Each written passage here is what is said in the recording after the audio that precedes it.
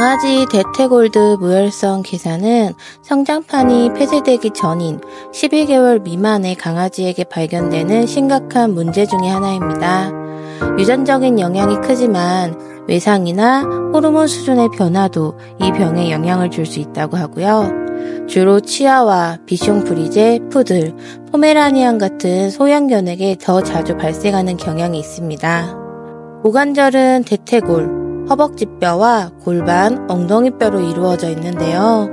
대퇴골드 무혈성 괴사는 골반과 맞닿아져 있는 대퇴골의 끝부분인 대퇴골두에 혈액이 충분하게 공급되지 않아서 대퇴골드 모양이 울퉁불퉁하게 변하게 되고 강아지가 움직일 때마다 통증을 느끼게 됩니다.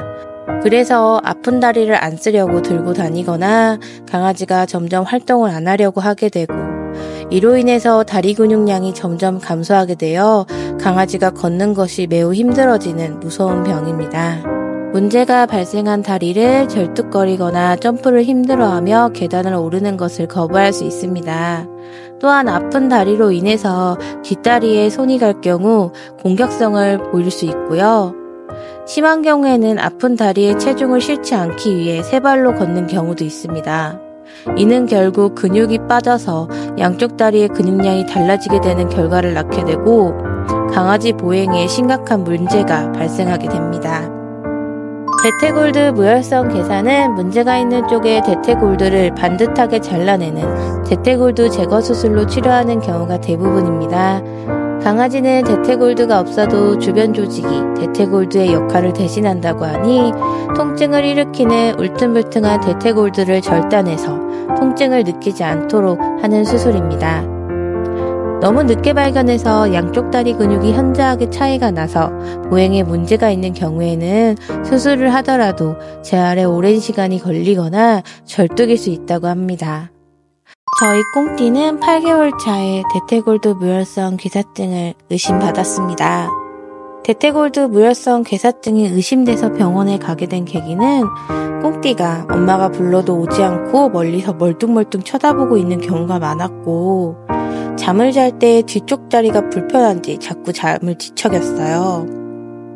뒤쪽 다리를 잡을 때 공격성은 없었지만 뭔가 신경 쓰이는지 엄마 손을 계속 쳐다보고 있는 모습이 신경 쓰였고 아무래도 슬개골이 심각해진 것 같다라는 생각에 남편과 함께 서둘러 찾아갔습니다. 그 결과 꽁띠는 대퇴골드 무혈성 괴사증을 판정받고 저는 정말 하늘이 무너지는 줄 알았어요.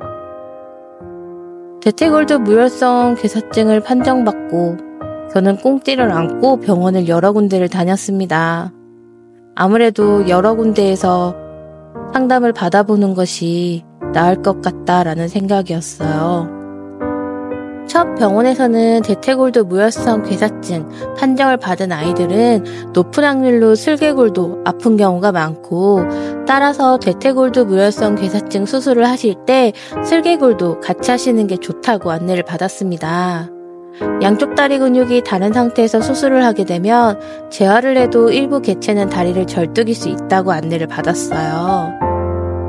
다른 의견도 듣고 싶어 두 번째로 찾은 병원에서는 대퇴골드 무혈성 괴사증과 슬개골을 같이 수술하는 것은 재활에 도움이 되지 않으니 따로따로 진행하는 것이 강아지 재활에는 더 도움이 될 거다라고 안내를 받았고요.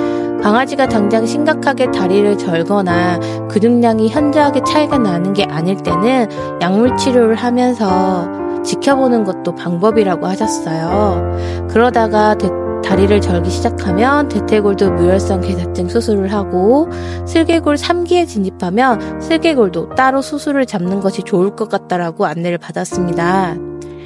마지막으로 찾아간 병원에서는 꽁띠의 현재 상태가 양쪽 다리 근육량 차이가 별로 없음을 강조하셨어요. 다리 근육량이 서로 다르게 줄어들 경우에는 바로 수술을 해야 하지만 현재의 근육량이 유지가 된다면 형 상태를 유지하며 침치료나 적외선 치료 등을 병행하면서 수술을 하지 않는 경우도 존재한다고 안내를 받았습니다. 저와 남편은 의논을 했고 결과적으로 당분간 지켜보자고 결정을 내렸어요.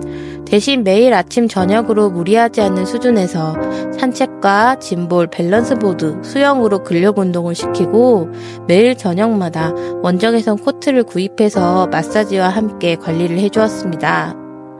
단백질을 먹이는 것이 도움이 될 수 있다라는 조언도 받았고요. 그래서 매일 한 끼는 닭가슴살과 고단백질 아기 치즈를 조금씩 챙겨주고 있습니다. 또한 매달 병원에 가서 엑스레이를 찍으며 꽁띠의 근육량을 체크하고 있는 상태인데 현재 꽁띠는 두 다리 근육이 빵빵해서 보행에 문제가 없는 상태입니다만 수술은 항상 염두에 두고 있어요. 현재 꽁띠는 두 다리 근육이 빵빵하게 올랐다고 합니다. 의사 선생님도 그러셨어요. 이렇게 다리 근육이 빵빵하게 오른 경우는 처음이라고 칭찬도 해주셨고요. 수술 후 재활할 때 다리 근육이 있는 것과 없는 것은 재활에 큰 차이가 있다고 합니다. 그래서 되도록이면 현 상태를 유지할 수 있다면 유지하며 최대한 근육을 만들어 놓는 것이 목표입니다.